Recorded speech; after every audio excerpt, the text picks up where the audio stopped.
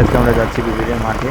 তো আজকে মুখ্যমন্ত্রী ঘটনাতে শুভেন্দু অধিকারী মুখ্যমন্ত্রী হবে। ফাইনালি আমরা চলে এসলাম ব্রিগেডে, মানে আমরা ট্রেন থেকে নেমে চলে এসেছি, ভিক্টোরিয়া থেকে নেমে ব্রিগেডে চলে এসেছি। এত লোকজন এসেছে না, কী বলবো তোমাদের, রাস্তায় যে এত লোকজন, এত জ্যাম, কি বলবো, সবাই রাস্তায় দিয়ে যাচ্ছে আর এই যে ফাইনালি আমরা ব্রিগেডে মাঠে ঢুকে পড়েছি। এত ভিড় হয়েছে না, এই যে এটা বাইরে বাইরে জাস্ট এত লোকজন, ভিতরে ভাবতে পারবে না। দেখো তোমরা, এত লোক হয়েছে, এত লোক, মঞ্চটা বুঝতে পারছো কত দূর হচ্ছে। দেখো ফাইনাল চেয়ারম্যান পুরো কী বলবো সব এই যে পানি নরেন্দ্র মোদী পড়েছে, তার জন্য সবাই চিৎকার চেঁচামেচি করছে। নরেন্দ্র মোদী ঢুকে পড়েছে ফাইনালি। অমিত শাহ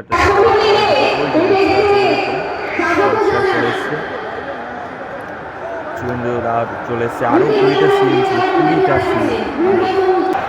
তাহলে ওই যে দেখো, আর যোগী আদিত্যনাথ এখান দিয়ে ঢুকেছে, আমি সামনে দাঁড়িয়েছি, ভিডিও করতে পারিনি, সরি।